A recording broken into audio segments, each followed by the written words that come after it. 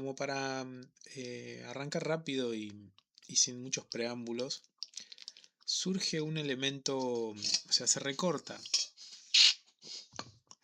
en mí cada vez que escucho digamos, la crítica a la figura del personaje de Gaturro.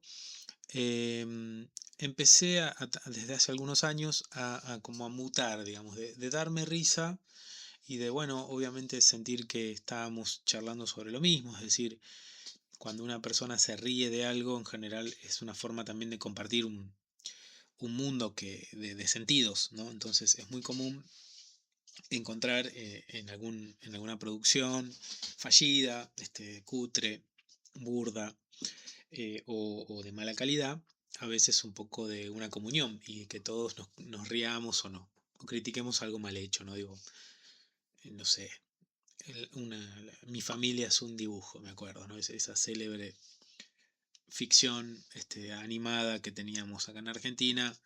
Yo era adolescente y con mis amigos nos cagábamos de risa, nos burlábamos de Dibu, de la voz de Dibu y del abuelo y qué sé yo. Lo pongo como ejemplo porque bueno, la figura de Gaturro sin dudas tiene un lugar en el mundo comiquero. El mundo comiquero, estoy hablando del mundo comiquero, el mundo, digamos, de los editores, el mundo de los lectores, sobre todo, ¿no? No quiero, porque digo editores, digo, capaz no, editor no quieren estar en esa bolsa. Estimo que sí, pero bueno, son más intuiciones mías que verdades confirmadas. Y lo que quería marcar era, bueno, hay un lugar común que es reírnos del personaje de Gaturro, que todos sabemos es una copia bastante burda de Garfield, ¿no? Es un Garfield feo, un Garfield hecho con poca voluntad, con poca gana y con mucho de oportunismo. Digo, es una figura clásica de estas, estas transfiguraciones o estas versiones oportunistas, trasnochadas y a veces improvisadas de un fenómeno que se entiende como mayor. Entonces, ¿qué quiero decir? Es muy común, no sé, cuando salió Dragon Ball, sale un personaje parecido, copiándolo, o una versión pirata, trucha, fea, también para coparse al modelo. Nosotros hemos tenido versiones truchas de las Tortugas Ninjas. Si no lo recuerdan, búsquenlo. Hay un programa de televisión infantil que tenía unas tortugas ninjas que daban más miedo que alegría, ¿no? Pero bueno, a lo que voy es un fenómeno muy sintomático y muy común del mundo de las industrias culturales, subirse a la ola de un producto exitoso. En este caso, la figura de Garfield es más vieja, tendría que googlear cuándo surge, a ver si me dan un ratito, cuándo surge Garfield. Garfield surge, según esto, 1978. A nosotros nos llega vía cable, vía dibujitos y vía, digamos, noventas, décadas del 90. Yo le digo en los 80 Garfield era una figura más bien rara. Y podría preguntarle a la IA, bueno, ya que está bien, ¿cuándo surge o cuándo llega Garfield en Argentina? A ver qué dice. Vamos a ver. Yo les digo que dice que surge en el 68 y que a partir de 1988, por eso más o menos le pegué, a partir del estreno de la serie animada Garfield y sus amigos. Es decir, de tira cómica se transforma en serie y más o menos en el 88 o 90 llega a la Argentina, así que estábamos bien rumbeados. ¿Qué quiero decir con esto y por qué le estoy dando tantas vueltas? Punto número uno, inicio de un disclaimer o inicio de un aviso. La figura de Nick es aparte. Entonces yo voy a hablar de la... ¿Por qué? Porque no por defenderlo a Nick, sino porque es parte de me parece, de una confusión o de una superposición de cosas. Entonces, de Nick no voy a hablar. ¿Por qué? Porque primero me parece una persona que no amerita sentarme a charlar sobre él. No me parece un artista relevante, no me parece una figura del mundo cultural relevante, con lo cual no. Voy a hablar de su personaje. ¿Sí? El personaje de Nick es Gaturro. para bien, para mal, aviso, es un personaje incómodo, sí, yo les diría Gaturro. ¿Por qué es incómodo?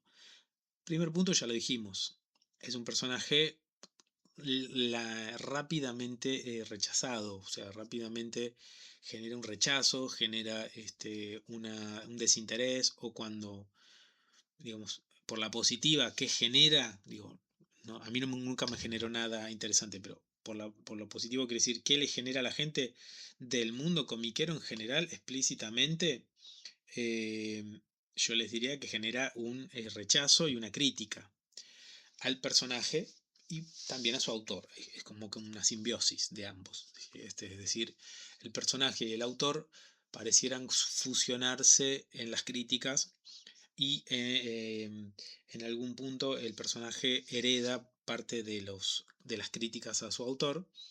Yo creo que son críticas fundamentadas. A lo que voy no es un producto que vos digas de una calidad estética, artística, creativa. Creo que lo sabemos todos, las denuncias de plagio y demás. Con lo cual no es un alegato a favor de Gaturro. Punto 2, digo, punto número 1, no voy a hablar de Nick. Punto número 2, no es una defensa de Gaturro como un producto de relevancia cultural o un producto que necesita una revisión, digamos, por sus dotes intrínsecos, pero, acá es donde me detengo, lo que sí yo creo que tenemos todos y todas, los que formamos de este espacio tan dinámico a veces, tan intenso y por momentos tan memético, diría Mariano Cholaquian y Damián Pérez y los Bateos, y los Acorsis también, porque Andrés está con el tema de las charlas meméticas. Hay un lugar común logrado. Yo creo que eso genera una comunidad, genera un sentido de pertenencia, genera una idea de entendemos dónde estamos y qué es lo que queremos ser. Al mismo tiempo, me parece, por eso lo hablo del síndrome, genera una suerte de tara, una suerte de síntoma de un problema mayor. ¿Sí? ¿Qué quiero decir con esto? Problema mayor en el sentido de que, dicho ya que la obra de Gaturro es irrelevante en términos culturales, dicho ya que Nick no es una figura relevante, sino todo por el contrario, dicho ya que no hay una intención de revalidar a Gaturro como un personaje dentro de la trama histórica y de la historieta nacional, no podés negar que comercialmente funciona. Y ese es el tema que me parece que habla de ese síntoma. ¿Por qué? Yo les diría que el síndrome Gaturro es la ceguera o las no es una ceguera, bueno, puede ser una ceguera consciente o inconsciente, una necesidad de no hablar de un tema que me parece que sí es un tema irrelevante en el fenómeno Gaturro, que es un personaje que ya les cuento. Me hice un pequeño punteíto. Gaturro surge 1993 como un personaje secundario del diario de la Nación. ¿Se acuerdan? Era el gato que tenía Menem en la cabeza en la época cuando Menem se hace el entretejido y se retoca la cara, el momento en el que el líder, digamos, caudillo del interior se transforma en un símbolo menemista, sí, sí, él es el símbolo, representa todo lo que vino todas las credenciales que se pasó por el orto y básicamente se transforma en un snob que se toca la cara, se pone entretejidos, un adorni sería una cosa así. Entonces, rápidamente, un par de años después, 1996, tiene su propia tira diaria, en la última página del diario. 2 años después se empieza a recopilar, es decir, año 98, ya estamos hablando de los primeros libros de Gaturro. ¿Cuántos volúmenes lleva publicados? Yo les pregunto a los que ya saben y a los que no. Tiren un número. En teoría, según lo que consulté, más o menos, vieron que esto es un poco de Google, un poco de un sondeo, 2 o 3 fuentes. Más de 40 tomos, ¿sí? Desde el año 98 para acá. Originalmente Ediciones de la Flor estuvo implicada, después Sudamericana, Random House, es decir, editoriales grandes, editoriales respetables. Ojo ahí, ese es el punto en el cual Gaturro empieza a tener como un perfil que no se vislumbra nunca, ¿sí? tiene unas novelas, una suerte de novelas, de libros de lectura infantil, ¿no? Obviamente. Em, Novelas de aventuras infantiles, más de 17 tomos, libros de chistes cortos de colección Catapulta, especiales en 3D, manuales escolares, agendas, versiones en formato Pocket, más o menos estamos hablando de más de 100 formas de estar editado, 100 libros editados en distintos formatos y con distintos contenidos como centro Gaturro. Ejemplares vendidos es muy difícil, con lo cual vieron esos números nunca están, bueno, algunos hablan de un montón, bueno, no importa eso, pero el elemento que a mí me parece decisivo es el salto a la película. Tiene una película, ¿sí? En septiembre del año 2010 se estrenó Gaturro, la película, dirigida por Gustavo Cova, una animación 3D y qué sé yo, con estudios de Argentina y México. El éxito, la verdad que, si fue o no un éxito, no lo sé. Lo que sí me parece que es un dato es la película en sí mismo, como un producto cultural. Hablaremos de costado sobre un tema que me interesa mucho, que es el salto de la historieta y de los productos de la historieta argentina a la animación, que están ahora que estoy leyendo esto y que estoy armando esto, me surgen elementos vinculados con las productoras de animación. Y bueno, claramente hay un montón de productos, por mencionarle algo que me interesaría tener más adelante. Paula Bofo está haciendo desde hace varios años, todo un trabajo, ¿no? Audiovisual súper interesante, nada que ver con Gaturro en términos de calidad, pero el salto es igual, ¿sí? El salto del papel a la pantalla. Tiene toda una plataforma web que era muy, en esos años 2010, fue muy utilizada por el público infantil. En el año 2010, 8 de marzo de 2010, surge Mundo Gaturro, que es esta plataforma web diseñada para chicos de entre 4 y 12 años, y llegó a tener registrados más de 10 millones de chicos. Y luego, con toda la necesidad de cambiar de plataforma por la cuestión de Flash, ¿se acuerdan? Adobe Flash tuvo a finales del 2020 una necesidad de jubilarlo, y la plataforma se mutó a otras versiones de móviles y de celulares y demás. ¿Se vende fuera de Argentina, Gaturro? Sí, se vende en Uruguay, Chile, Colombia, Perú y México, además de algunas intermitencias en España. El personaje llegó a ser traducido y editado en Brasil, ¿sí? Y en Francia. Entonces, recopilando, ¿qué es Gaturro? ¿Sí? Le dejo en el tintero esa, esa, esa pregunta. ¿Es un personaje malo, feo, berreta? ¿Es un personaje trucho, diríamos hoy, de una calidad endeble, creado por un personaje bastante nefasto, sí, por quedarme corto, porque la verdad que tampoco me interesa mucho el ejercicio de criticarlo a Nick, porque es como una obviedad. Es un personaje que claramente se ha ganado el odio de sus pares y de todo un mundo. Así que, ¿es una cagada Gaturro? Sí. ¿Es un éxito masivo? Y yo te diría que mínimo tenés que darle la derecha.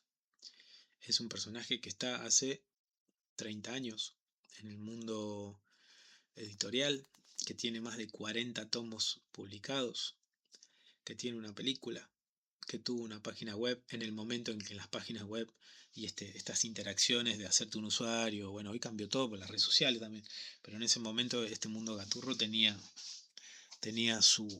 ¿no? su espacio, digamos, con varios miles al menos. Si querés bajarle el precio para decir 10 millones parece inflado, menos te gusta, bueno, miles de chicos jugando con los personajes de Gaturro. Obvio, todo una pátina hipercomercial, desagradable y mercantilista. Obvio, es para lo que nació Gaturro. Entonces, ¿cuál es el síndrome? Digo, ¿se entiende las dos caras de Gaturro?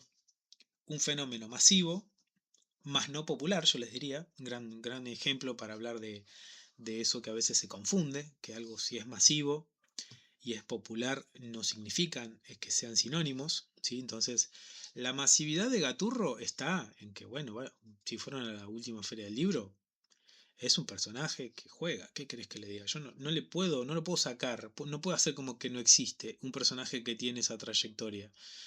En general, lo que me parece que es un síntoma de este síndrome Gaturro, que es la forma en el cual el mundo de la cultura de la historieta lo trata, es a través del chivo expiatorio o a través de la estigmatización o a través de la violencia simbólica hacia la figura, ¿no? Se ha transformado en un símbolo para vandalizar, ¿no? Recuerdan en el paseo de la historieta, ese paseo que está en la ciudad de Buenos Aires, que tiene bueno, me sale, esculturas de personajes de historieta. El único vandalizado una y otra vez es el personaje de Gaturro. Entonces, recuerdo también en una Crack Bamboo, o seguramente este año también va a estar, el personaje, el gato de Moncholo, que hace peines, que tiene un gaturro para que vos vandalices. Es decir, está bien vandalizar un gaturro, está bien, es necesario, refuerza el sentido de identidad. Lo que a mí me preocupa es que eso no tenga también en cuenta de que estás hablando de un fenómeno muy masivo y de que estás hablando de un fenómeno infantil muy interesante en términos de dinámicas comerciales. Entonces, me parece lo que sería el elemento que yo creo que habla del síndrome es el no querer darle ese lugar. Es decir, o el nunca charlarlo. Me parece que es sintomático porque se va a dar algo que no les va a gustar. Se va a dar, digo, voy a decir algo que no les va a gustar, pero lo voy a decir en términos futboleros. Gaturro les rompe el orto a todas las editoriales independientes en ventas. Y tiene una espalda económica posiblemente mucho más grande y tiene más trayectoria que muchas editoriales que han nacido hace que 20 minutos o 3 años. Sí, estoy hablando de editoriales de estas editoriales boutique que surgen medio de la noche a la mañana con ínfulas de sofisticación y que claro, en esa construcción de su propia trayectoria es obvio que hay que pegarle Gaturro porque es una basura y una burda copia, ¿no? de un personaje mundial. Lo que voy es, ojo con ese sobregiro, con sobregirarnos y solo criticar a Gaturro y no ver el otro lado de Gaturro, que es el fenómeno de, de ventas. ¿Sí? Y por qué, a ver, ato todo con inquietudes que yo tengo de mucho tiempo. No sabemos los números de venta de la historieta argentina. No se sabe tampoco a gatas que se conocen a veces la cantidad de tiradas. No se conoce muy bien la circulación, cuánto llegan, dónde llegan los libros.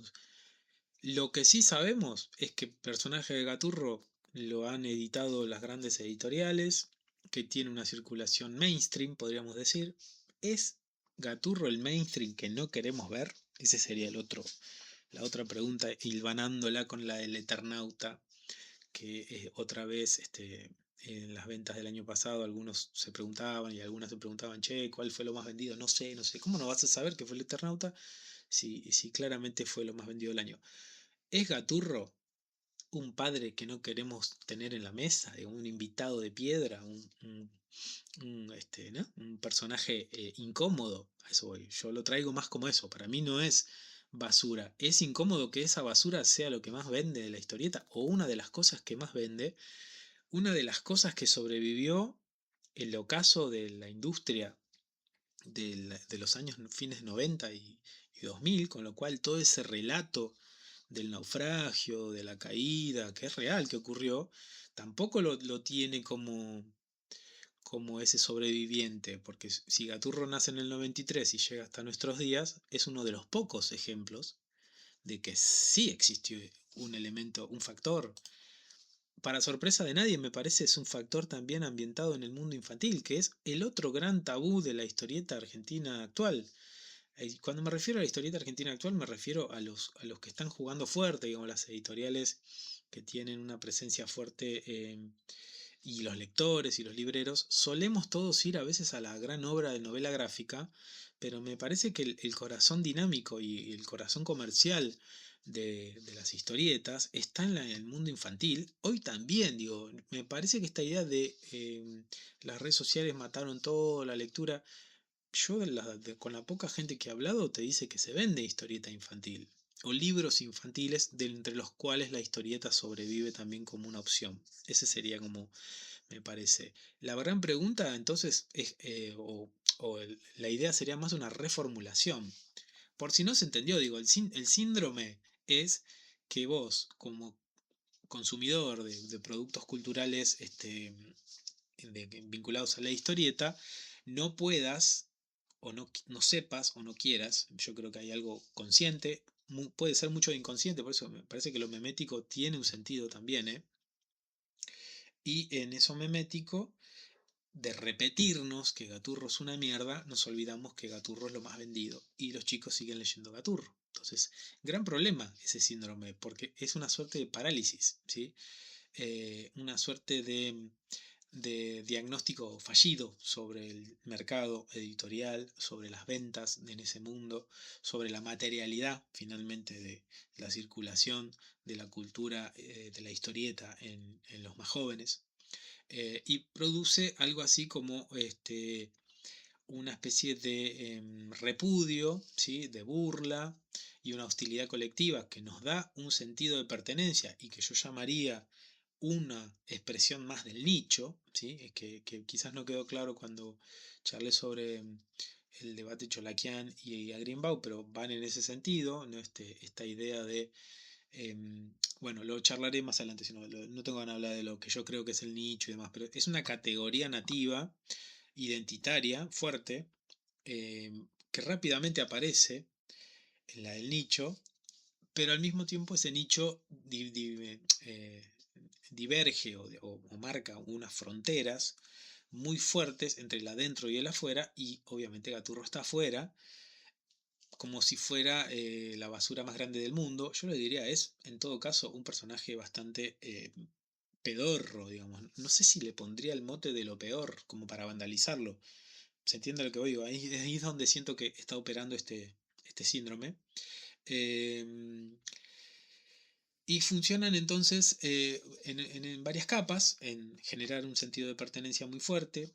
Ese sentido de pertenencia valora más lo artesanal, valora más la búsqueda autoral, valora más la voz propia, valora más el mercado para el lector de 30 años que consume autores de 30 años, es decir, el mundo infantil es borroneado. Y por el otro lado, lo que más me preocupa es el diagnóstico errado sobre las corporaciones mediáticas, sobre las industrias culturales modernas y sobre la presencia de figuras vinculadas con la historieta en esos entramados a gran escala, ¿no? En ese famoso mainstream que pareciera que no está en ningún lado. Eh, que me parece que es válido entender eso también. ¿En qué sentido? Ese mercado que le estamos dando la espalda a nosotros tiene figuras, llámele Gaturro, también tiene a Chanti. Por eso digo, necesitamos al mismo tiempo que nos tapamos los ojos para no ver a Gaturro, yo creo que más de uno no lo ve, no registra a Chanti. Yo sé que muchos van a decir, no, bueno, pero eso es parte del boludaje, ¿no? Que nada, se sube a una y nada, no lee infantil porque es infantil, no sé, no importa, porque es menor. Lo entiendo, pero yo creo que es de alguna manera una lectura errada del sistema comercial y mercantil también, de cómo funcionan esas, para sacarlo de lo subjetivo, que es bueno, no me gusta leer infantil, yo lo entiendo, ya está, ahí cerramos la discusión, no tengo nada para agregar, cada persona es un mundo, lo estoy tratando de mirar como un elemento social, transversal, que tiene ya varios años, que es transgeneracional, es decir, que no pareciera ser solo de personas de 40 años, sino también los nuevos 30 y los nuevos 30 que entrarán dentro de 10 años también serán bautizados con tenés que putear al gaturro, vandaliza este gaturro y recibite de comiquero con aguante, qué sé yo. Eso es lo que creo que ese lugar común refuerza sentidos y refuerza formas que me parece que estaría bueno revisar. No solo porque el tema gaturro es irrelevante y yo creo que subiéndole el volumen a eso uno pierde de vista otras cosas más importantes, sino también que esta falta de fuerza para rechazar esa tentación, ¿sí? Yo creo que es una tentación, es como cuando a veces vos decís, che, no digan la palabra nicho, a los 3 segundos, nicho, o sea, porque hay una necesidad de hacerlo, ¿sí?